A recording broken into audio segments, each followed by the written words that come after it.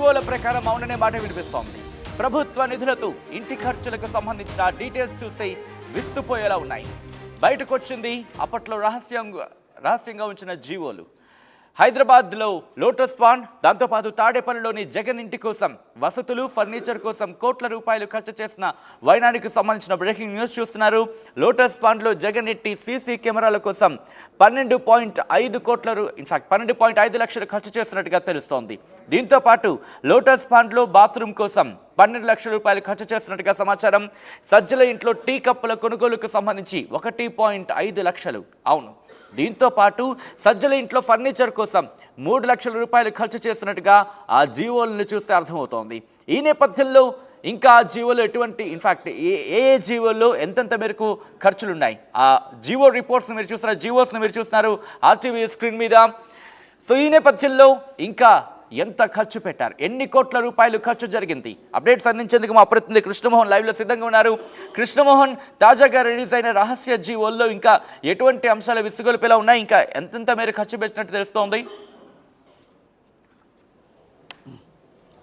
Yes, మొత్తం మీద అయితే జగన్మోహన్ రెడ్డి, మాజీ ముఖ్యమంత్రి వైఎస్ జగన్మోహన్ రెడ్డి ఇటీవల కాలంలో తన ఉన్న 5 సంవత్సరాల్లో తన సొంత అవసరాల కోసం కావచ్చు, తన ఇంటిలో కొన్ని అవసరాల కోసం కావచ్చు, తన కుటుంబ సభ్యుల అవసరాల కోసం కావచ్చు, చాలా ప్రభుత్వ ధనం వృధా చేశారు అనేది టీడీపీ ఆరోపిస్తున్న పరిస్థితి అయితే ఉంది. ఇందులో భాగంగానే ఇంతవరకు రహస్య జీవోలుగా ఉన్న చాలా జీవోలు ఈరోజు బయటకు వచ్చిన పరిస్థితి. దీంట్లో కానీ ఒక్కొక్క జీవో గురించి ఒకసారి కానీ చూసుకుంటే మనం జీవో నంబర్ 160లో హైదరాబాద్లో ఉన్న లోటస్ పాండ్లో ఉన్న జగన్ ఇంటికి సీసీ కెమెరాల ఖర్చు కోసం 12.50 లక్షలు, అదే లోటస్ పాండ్లో ఉన్న ఒక బాత్రూమ్ కోసం 12 లక్షల్ని ఖర్చు చేస్తున్నట్టుగా జీవో నంబర్ 160లో చెప్తున్నారు. జీవో నంబర్ 279లో తాడేపల్లి ప్యాలెస్ చుట్టూ వ్యూ కట్టర్ కోసం 3.25 కోట్ల రూపాయలను ఖర్చు పెట్టిన పరిస్థితి మనం చూసాం.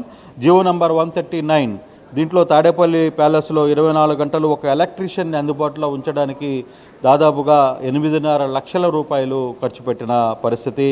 అదే ఒక ఇంట్లో ఎవరైనా సరే అంటే ఒక 24 గంటలు ఒక ఎలక్ట్రీషియన్ అందుబాటులో ఉండడానికి 8.5 లక్షల రూపాయలు ఖర్చు పెట్టడం ఏంటి అనేది ప్రభుత్వం, కూటమి సభ్యులు ప్రశ్నిస్తున్న పరిస్థితి.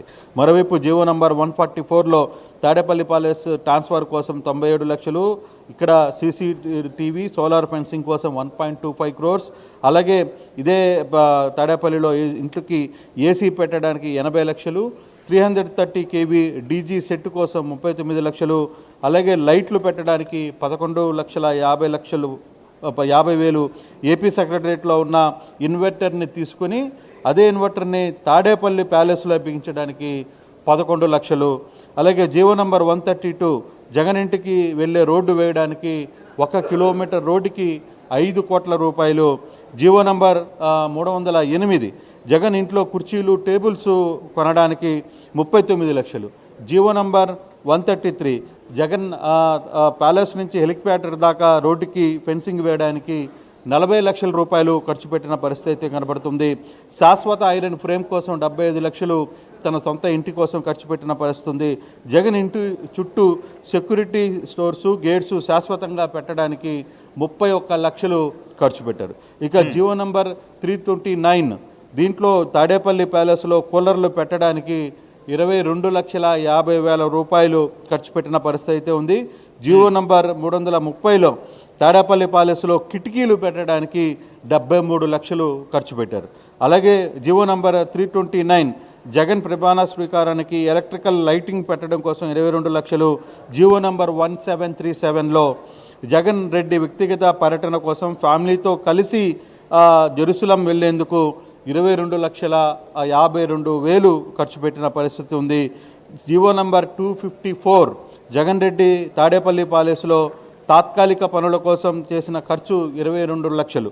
అలాగే 11609 జగన్ ఫ్రెండ్స్ శ్రీకాంత్ రెడ్డి ఉండడానికి బెజవాడలో ఒక అపార్ట్మెంట్ ఫ్లాట్ అద్దె కోసం 1,00,000 రూపాయలు, మళ్ళీ 5,000 రూపాయలు ఖర్చు కోసం ఒక ప్రత్యేకంగా తన స్నేహితుడు ఉండడానికి ఒక జీవోని క్రియేట్ చేసి ఆ జీవోలో అపార్ట్మెంట్కి అద్దె కూడా గవర్నమెంటే కట్టిన పరిస్థితి అయితే ఉంది.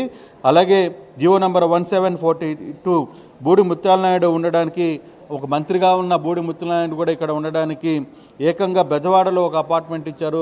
అపార్ట్మెంట్కి కూడా ₹1,00,000 గవర్నమెంటే చెల్లించిన పరిస్థితి అయితే ఉంది. దాడిశెట్టి రాజా ఉండడానికి కూడా ఇటువంటి పరిస్థితులే ఉన్నాయి. అలాగే దానికి కూడా ₹1,00,000 అద్దె చెల్లించి 5,000 ఖర్చులకు ఇచ్చారు.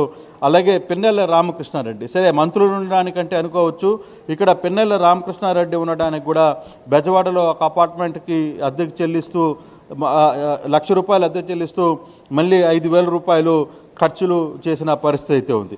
ఇక సజ్జల ఇంట్లో టీ కప్పులు కొనడానికి ₹1,50,000 తీసుకున్నట్టుగా, అలాగే మరో ఫర్నిచర్ కొనడానికి 3 లక్షలు కొన్నట్టుగా జీవోలన్నీ కూడా ఈరోజు రహస్య జీవోలుగా ఉన్న జీవోలన్నీ కూడా బయటకు వచ్చిన పరిస్థితి అయితే ఉంది. ఒక్కసారిగా మనం కానీ చూసుకుంటే గత ప్రభుత్వంలో ఎందుకు వృధా ఖర్చులు జరిగాయి, ఎవరెవరి కోసం, అయిన వారి కోసం ఎంత పెద్ద ఎత్తున ఖర్చులు చేయాల్సిన పని ఉంది. విజయవాడలో ఎమ్మెల్యే ఉంటే పిన్నెల రామకృష్ణారెడ్డి లాంటి, దాడిశెట్టి రాజా లాంటి వీళ్ళు ఇక్కడ ఉంటే వాళ్ళకి అద్దెకు చెల్లించడానికి ప్రభుత్వం ఎందుకు చెల్లించాలి? సో ఇట్లాంటి విమర్శలు పెద్ద ఎత్తున వస్తున్న పరిస్థితి అయితే మనం చూస్తున్నాం. కానీ ఇప్పుడు వరకు ఈ జీవోలు కూడా ఇప్పుడు బయటికి రాలేదు. కానీ ఈరోజు జీవోతో సహా మొత్తం ఆర్టీవీ ఎక్స్క్లూజివ్గా చూపించే ప్రయత్నం అయితే చేస్తోంది.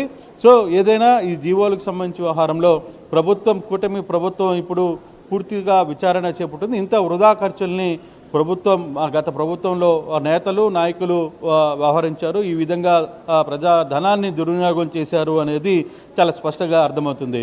సచిన్, దాదాపుగా ఇప్పుడు వస్తున్న ఈ లెక్కల ప్రకారం చూసుకుంటే కొన్ని కోట్ల మేర ఉందనే చెప్పుకోవాలి.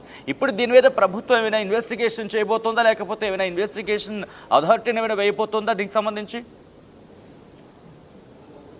అంటే బేసిక్గా సచిన్, ఇప్పుడు ఇక్కడ వ్యవహారం ఏంటంటే ఆల్రెడీ పేమెంట్స్ అయిపోయినాయి, అక్కడ ఉన్న వస్తువులన్నీ కొనుగోలు చేశారు, తర్వాత మీరు కావాలంటే తీసుకెళ్ళండి అంటారు తప్పితే అంతకంటే దాని మీద పెద్ద విచారణ జరిగే పరిస్థితి అయితే ఉండదు. కాకపోతే ఇక్కడ కూటమి ప్రభుత్వం గత ప్రభుత్వంలో పాలకులు ఏ విధంగా వ్యవహరించారు, వాళ్ళు వ్యవహరించిన తీరేంటి, సో అంటే ఒక కప్పులు కొనడానికి కూడా ₹1,50,000 కప్పులు కొన్నారు అంటే దాన్ని బట్టి అర్థమైంది. అంటే ఏ విధంగా ఖర్చులు జరుగుతున్నాయి, ఏ విధంగా వృధా ఖర్చులు అక్కడ వ్యవహరించారు, లేదు అక్కడ ఉన్న వ్యవహార శైలి కావచ్చు, వాటిలో ఉన్న ఎటువంటి పరిస్థితులు ఉన్నాయి, ఫ్యామిలీకి సంబంధించి ముఖ్యమంత్రిగా హోదాలో ముఖ్యమంత్రికి చేయాలి అనుకుంటే డెఫినెట్గా అది నో డౌట్, దాంట్లో ఎవరు అభ్యంతరాలు వ్యక్తం చేయరు, మంత్రులకి ఎక్కడ అభ్యంతరం కూడా ఉండదు. కానీ మితిమీరిపోవడం అంటే అది ఖర్చులు దాటి పరిధి వెళ్ళడం అనేది ఇక్కడ చాలా వరకు చెప్తుంటాం. గతంలో ప్రతిపక్షంలో ఉన్నప్పుడు చాలామంది నార్మల్ క్లాసుల్లో ఫ్లైట్లలో